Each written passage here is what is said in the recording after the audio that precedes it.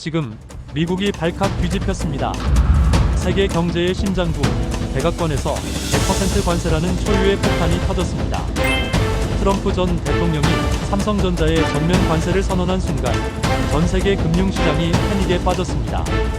하지만 이상하게도 세계 최강대국 미국이 단 한 번의 한국 반도체 기술에 무너졌기 때문입니다. 불과 하루 만에 뒤집힌 트럼프의 결정, 그 뒤엔 감춰진 패권의 균열이 있었습니다. 대체 무슨 일이 있었던 걸까요? 지금부터 그 비밀을 낱낱이 공개합니다. 트럼프가 포기한 진짜 이유, 그리고 삼성이 그 틈을 어떻게 기회로 바꿨는지 끝까지 보시면 세상을 움직이는 진짜 힘이 무엇인지 알게 될 겁니다. 세계는 여전히 미국 중심의 경제 질서 아래 움직이고 있었습니다. 달러가 지배했고 실리콘밸리가 미래를 설계했습니다. 그리고 그 중심에는 반도체가 있었습니다. 작고 얇은 칩 하나가 국가의 운명을 결정짓는 시대, 미국은 이 반도체 패권을 통해 세상을 통제해왔습니다. 하지만 이 질서 속에 균열이 생기기 시작했습니다. 한국의 삼성전자, 그리고 대만의 TSMC가 미국을 위협하는 존재로 떠오른 겁니다. 특히 삼성전자는 메모리뿐 아니라 파운드리, 시스템 반도체에서도 놀라운 기술력으로 세계를 선도했습니다. 한국은 더 이상 단순한 생산기지가 아니었습니다. 기술과 자본, 그리고 인재까지 모두 스스로 주도하며 글로벌 중심 국가로 재도약하고 있었습니다. 그러나 이런 변화는 미국 입장에서 위협이었습니다. 기술 패권이 흔들릴 가능성이 보였기 때문입니다.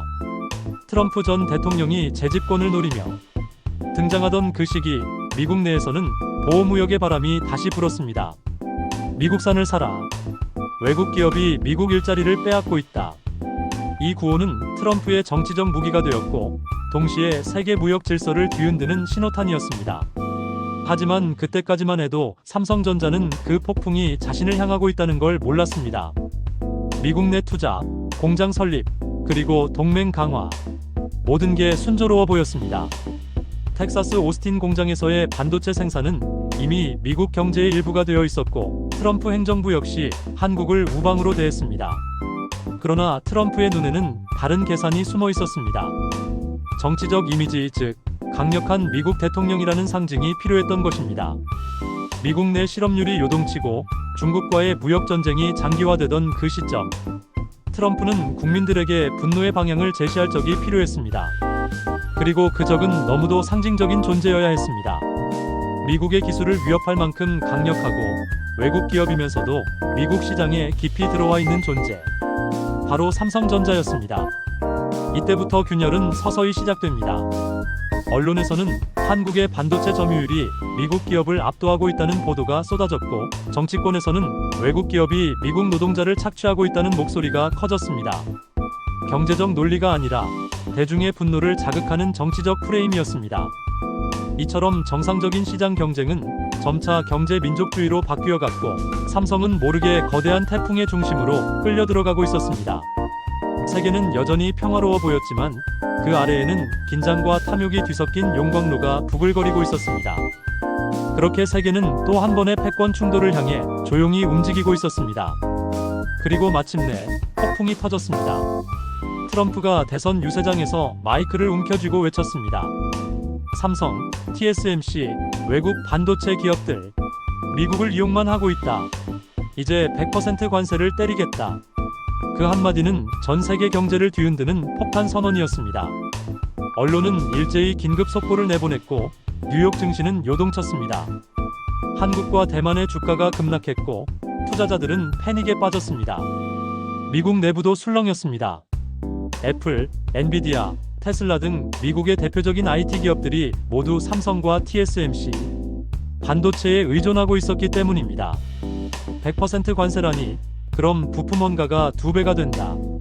제품 가격은 천정부지로 오를 텐데 업계 전체가 혼란에 빠졌습니다.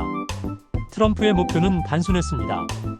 보호무역의 사나이로서 국민에게 강력한 인상을 남기는 것. 그는 관세 폭탄을 외치며 미국 제조업 부활이라는 이미지를 심으려 했습니다.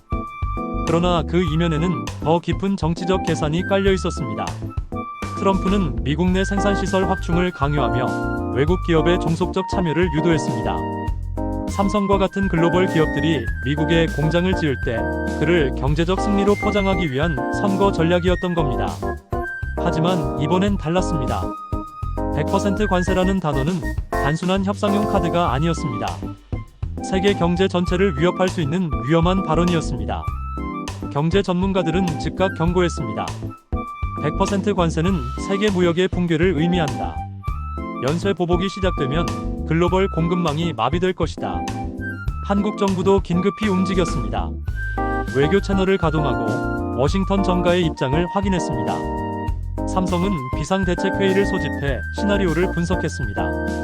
만약 관세가 현실화되면 미국 내 생산은 중단된다. 그리고 글로벌 시장은 혼돈에 빠진다. 그러나 정치란 이성보다 감정이 우선입니다. 트럼프는 대중의 환호에 취해 있었습니다. 우리는 미국의 일자리를 되찾을 것이다. 그는 연단 위에서 주먹을 높이 들었습니다. 하지만 그 아래에서는 수천억 달러 규모의 산업이 흔들리고 있었습니다. 이 선언은 단순한 말이 아니라 경제 전쟁의 선포였습니다. 그날 이후 세계 언론은 트럼프의 발언을 경제판 핵폭탄이라 불렀습니다. 삼성의 회의실에는 긴장감이 감돌았습니다. 경영진의 얼굴에는 그늘이 드리워졌습니다. 이건 단순한 정치 발언이 아닙니다. 실제 관세가 부과되면 우리는 미국 공장을 멈춰야 합니다. 경제팀은 긴급 계산을 시작했습니다. 100% 관세면 한 집당 원가가 2배 이상 오릅니다. 수출량이 급감하고 공급망 전체가 무너집니다. 공장, 협력업체, 투자자 모두가 충격에 빠졌습니다. 한국 증시는 요동쳤고 외신은 연일 관세 공포를 보도했습니다. 하지만 더 큰 문제는 불확실성이었습니다. 트럼프가 실제로 이를 실행할지 아니면 단순한 정치적 쇼인지 아무도 몰랐기 때문입니다. 일부 임원은 이건 단기적 발언일 뿐이다라며 안심시켰지만 다른 이들은 달랐습니다. 그는 실제로 밀어붙일 수도 있습니다. 그게 트럼프 아닙니까? 불안은 공포로 번졌습니다. 워싱턴도 혼란스러웠습니다. 상무부, 재무부, 백악관 내부에서 서로 다른 보고서가 올라왔습니다. 관세 부과 시 소비자 물가 15% 상승 예상. 실리콘밸리 주요 기업 60%가 피해. 그러나 트럼프 캠프는 개의치 않았습니다. 우린 강한 미국을 원한다. 그날 밤 삼성 본사 고위직은 새벽까지 불을 끄지 못했습니다. 우리가 지금 할 수 있는 건 무엇인가? 누군가는 말했습니다. 미국 내 생산을 중단하자. 또 다른 이는 고개를 저었습니다. 그건 자살행위입니다. 답이 없는 방안에서 시간만 흘러갔습니다. 한국 외교부는 미국 대사관을 통해 워싱턴과 직접 접촉했습니다. 이건 동맹에 대한 배신입니다. 하지만 돌아온 답은 차가웠습니다. 대통령의 결정은 정치적 판단입니다. 그 한 문장이 모든 걸 말해줬습니다. 이 시점에서 삼성은 관세 폭탄이 실제로 떨어질 가능성을 부정할 수 없었습니다. 회사 내부 문건에는 이런 문장이 적혀 있었습니다. 우리가 아무것도 하지 않으면 모든 것을 잃는다. 그들은 마침내 결단의 시간이 다가오고 있음을 느꼈습니다.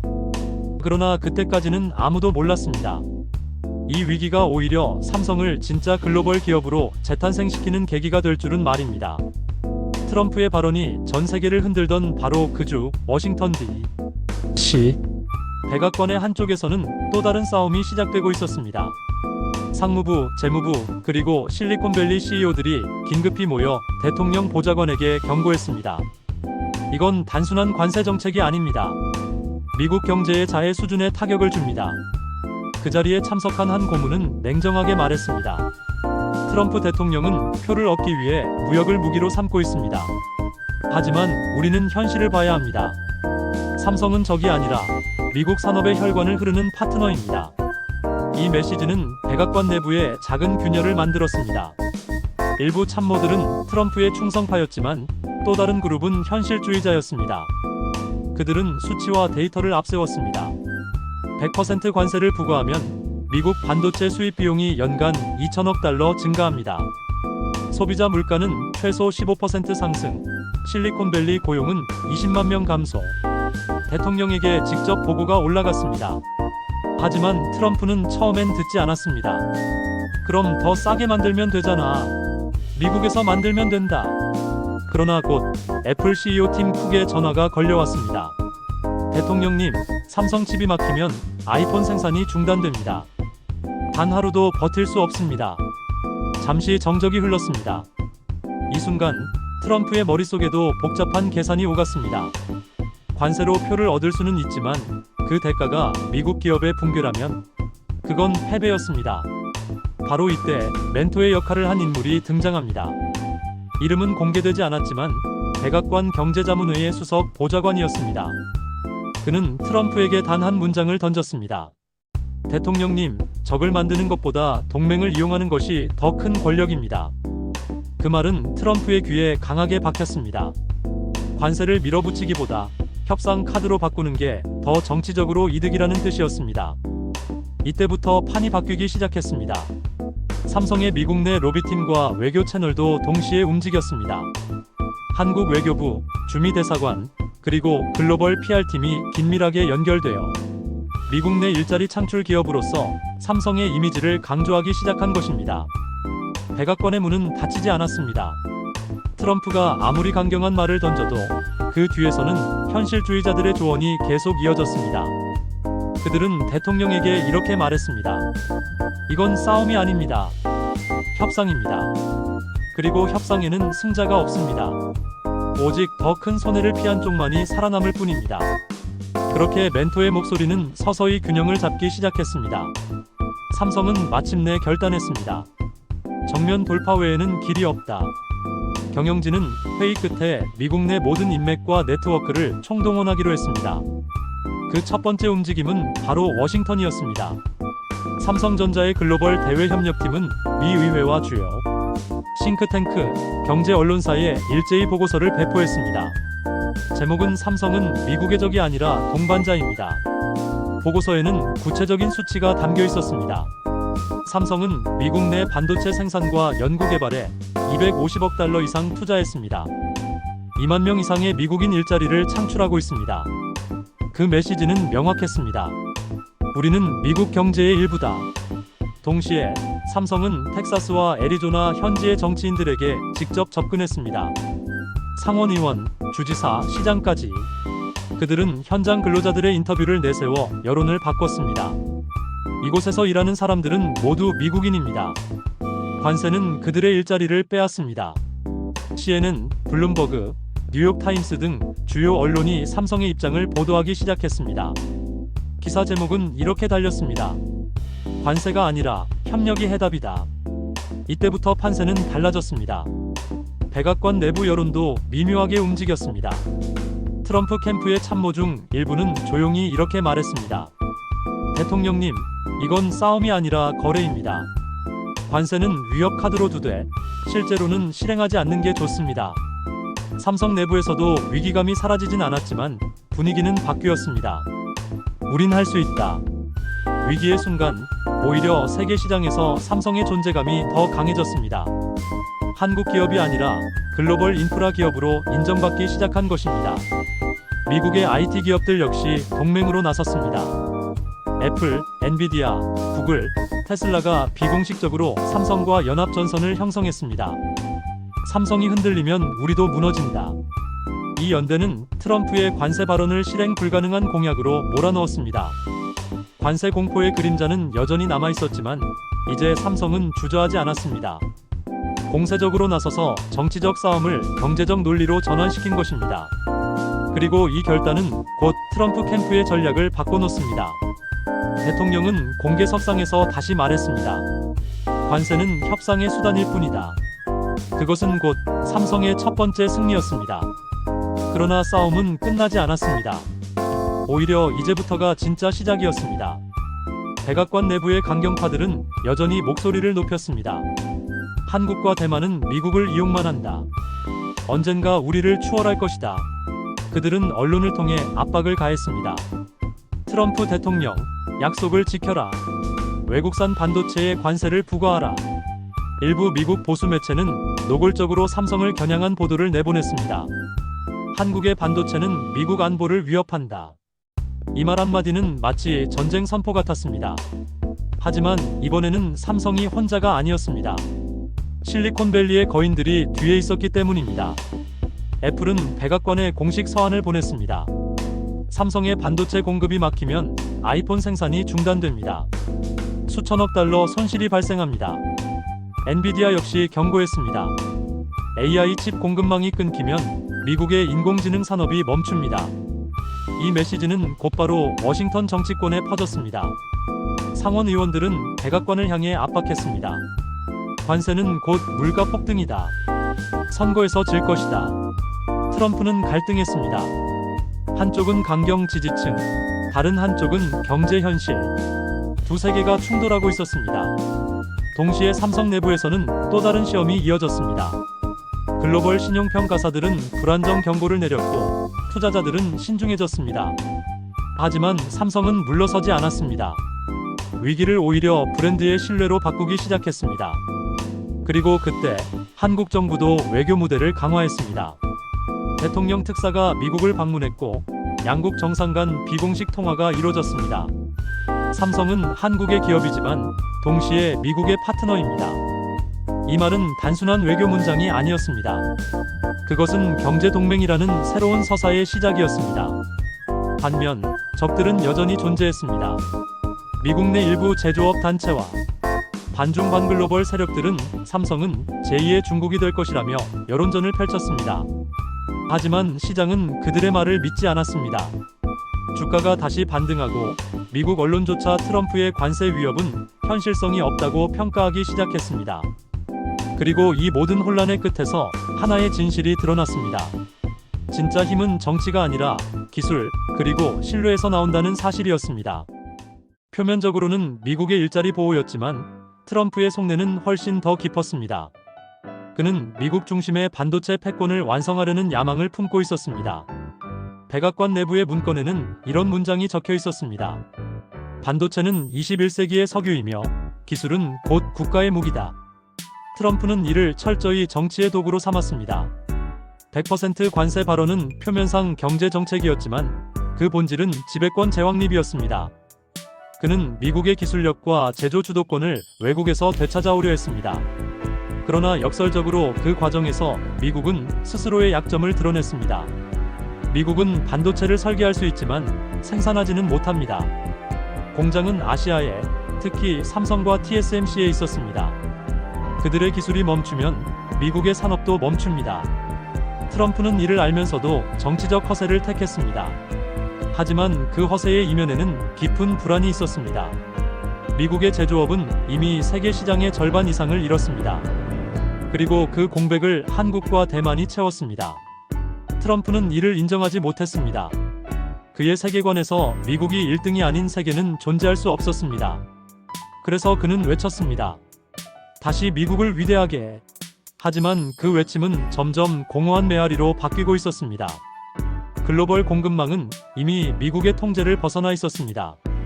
한국, 대만, 일본, 네덜란드 이들 나라가 함께 만든 거대한 반도체 생태계는 미국 단독의 힘으로는 건드릴 수 없는 구조가 되어 있었습니다. 그럼에도 불구하고 트럼프는 밀어붙였습니다. 왜냐하면 그의 정치적 생존이 그것에 달려 있었기 때문입니다. 유세장에서 그는 외쳤습니다. 우리가 세계를 통제할 것이다. 외국 기업이 미국을 지배하게 놔두지 않겠다. 그러나 그날 밤 백악관 비서실의 불은 꺼지지 않았습니다. 경제 자문들은 침묵했고 실리콘밸리 CEO들은 전화로 협박 아닌 협박을 했습니다. 대통령님, 우리도 망합니다. 그 순간 트럼프는 처음으로 깨달았습니다. 관세는 단순한 정책이 아니라 경제 전쟁의 방아쇠라는 걸. 그는 그 사실을 인정하지 않았지만 내면의 불안은 커져갔습니다. 삼성은 더 이상 한국 기업이 아니었습니다. 그것은 글로벌 시스템의 핵심 축이었습니다. 그것을 무너뜨리는 순간 미국 자신도 무너질 수밖에 없었습니다. 트럼프의 눈빛이 흔들렸습니다. 그리고 그때부터 그는 새로운 선택을 고민하기 시작했습니다. 100% 관세 부과안이 실제로 백악관 회의 테이블에 올랐던 날 긴장감은 극에 달했습니다. 상무장관, 재무장관, 국가안보보좌관, 그리고 경제고문들이 자리를 잡았습니다. 모두의 표정은 무거웠습니다. 첫 번째 보고는 소비자 물가 영향.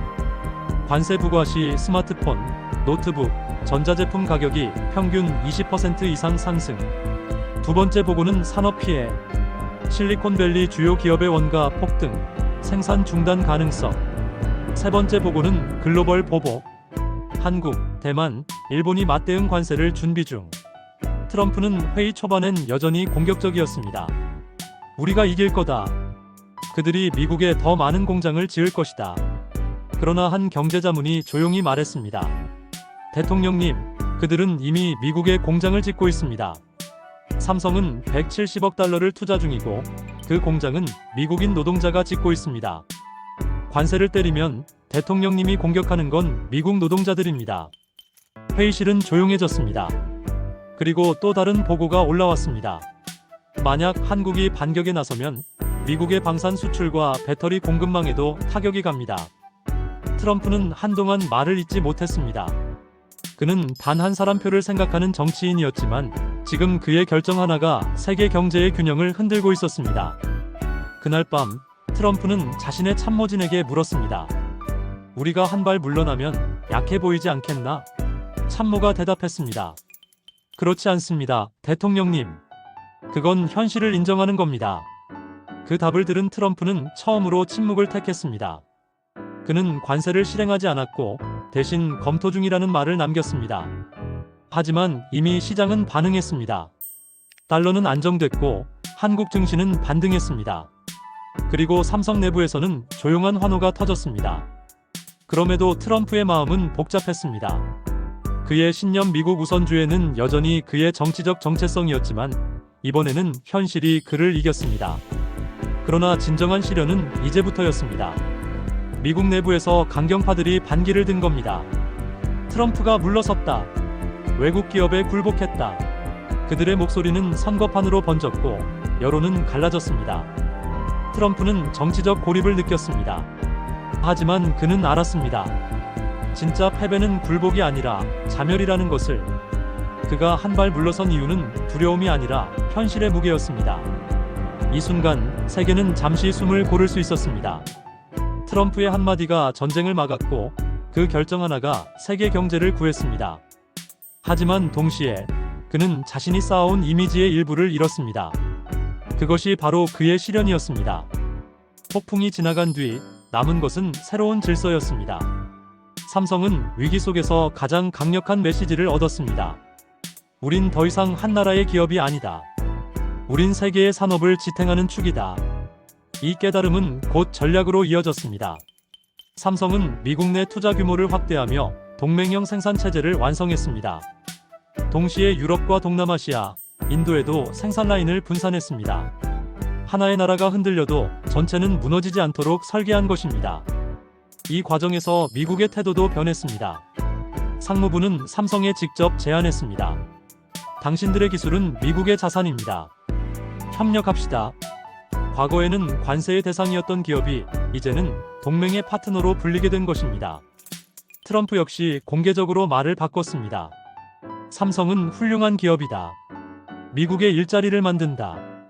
불과 몇 달 전 100% 관세를 외치던 그가 이제는 찬사를 보냈습니다. 그것은 정치적 회피가 아니라 경제적 현실의 인정이었습니다. 삼성이 얻은 보상은 단순한 생존이 아니었습니다. 그것은 신뢰였습니다. 글로벌 시장에서, 미국과의 관계에서, 그리고 국민들에게서. 위기를 정면 돌파하며 보여준 냉철함과 자신감은 브랜드의 힘이 되었습니다. 한국 내부에서도 반응이 달라졌습니다. 이제 우리는 세계의 중심에 있다. 사람들은 자부심을 느꼈고 언론은 이렇게 썼습니다. 트럼프의 관세 위협, 삼성의 글로벌 리더십을 증명하다. 트럼프 입장에서도 이 결과는 손해가 아니었습니다. 그는 강한 대통령 이미지를 유지하면서도 실제 전쟁은 피했습니다. 경제는 안정됐고 지지율은 유지됐습니다. 결국 모두가 이겼지만 진짜 승자는 기술과 신뢰를 가진 쪽이었습니다. 세계는 다시 움직이기 시작했습니다. 관세 대신 협력, 대립 대신 연합. 그리고 그 중심에는 여전히 삼성의 반도체가 있었습니다. 그것은 단순한 기술이 아니라 세계가 연결된 상징이었습니다. 트럼프의 관세 발언이 공언으로만 남자 시장은 안도의 숨을 내쉬었습니다. 하지만 그 안도감 속에서도 세계는 이미 변하기 시작했습니다. 삼성은 단순히 위기를 피한 것이 아니라 새로운 판을 짜고 있었습니다. 삼성은 위기를 계기로 미국 내 투자 확대를 공식화했습니다. 텍사스, 애리조나, 그리고 오하이오까지 수천 명의 미국인이 일하는 반도체 라인이 다시 움직이기 시작했습니다. 그곳에서 찍히는 반도체 웨이퍼는 이제 단순한 제품이 아니라 동맹의 상징이었습니다. 미국의 정치인들도 태도를 바꿨습니다. 불과 몇 달 전만 해도 100% 관세를 부과하라고 외치던 의원들이 이제는 말했습니다. 삼성은 미국 경제의 핵심 파트너다. 경제의 논리가 정치의 감정을 이기기 시작한 겁니다. 트럼프 캠프 내부에서도 새로운 움직임이 나타났습니다. 참모들은 대통령에게 보고했습니다. 대통령님, 관세 대신 미국 내 생산 확대를 업적으로 내세웁시다. 트럼프는 잠시 생각하다가 고개를 끄덕였습니다. 그래, 그게 더 좋아 보이는군. 그리고 그는 기자회견에서 이렇게 말했습니다. 삼성은 미국에 엄청난 투자를 하고 있다. 나는 그들을 지지한다. 사람들은 놀랐습니다. 하지만 그것은 정치적 후퇴가 아니라 현실적 귀로였습니다. 동시에 세계 무역시장도 재편되기 시작했습니다. 중국은 자국 중심의 반도체 육성 정책을 가속했고, 일본은 소재 장비 분야의 독립을 강화했습니다. 그러나 이 모든 움직임 속에서도 삼성은 중심에 서 있었습니다.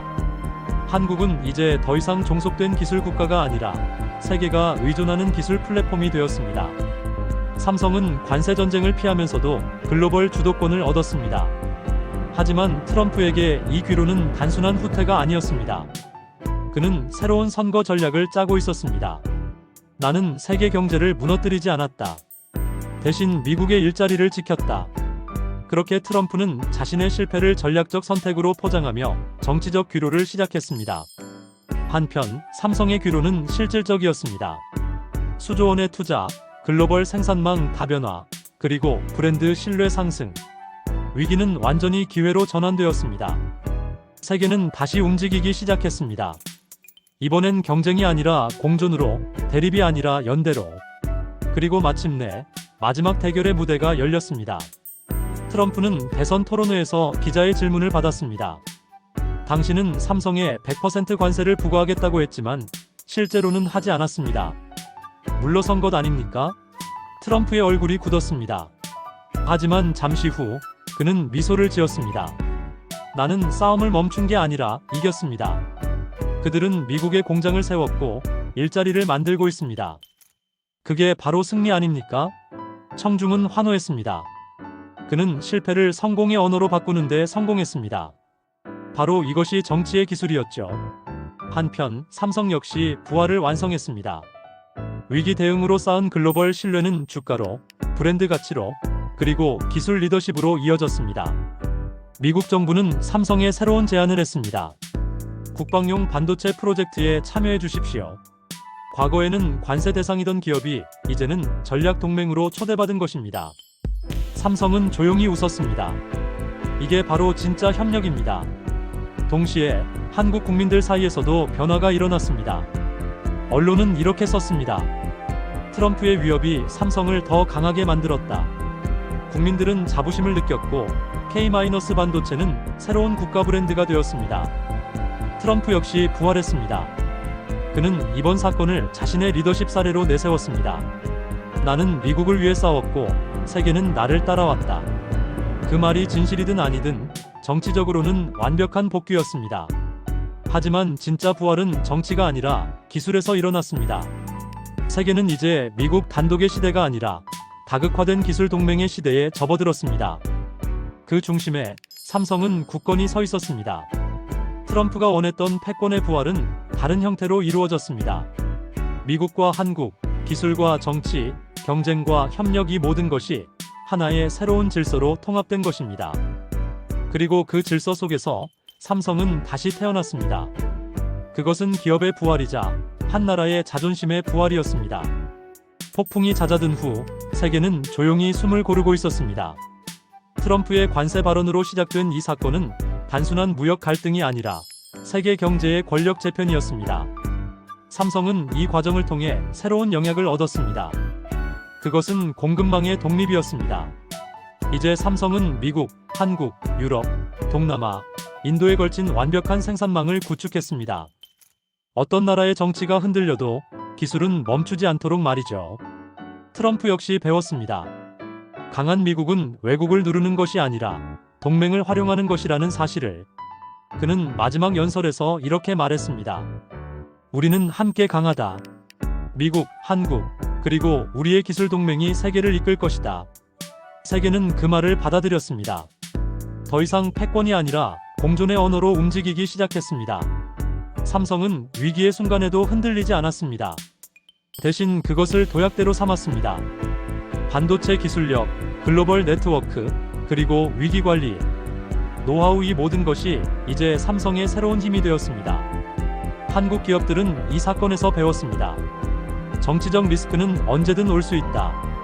하지만 기술과 신뢰는 어떤 위기에서도 버텨낼 수 있는 최고의 방패라는 것을.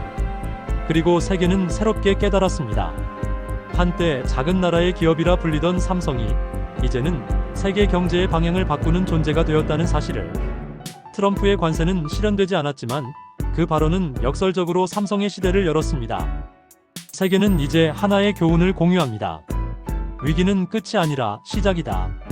그리고 영상의 마지막 내레이션은 이렇게 마무리됩니다. 정치의 언어는 바뀔 수 있다.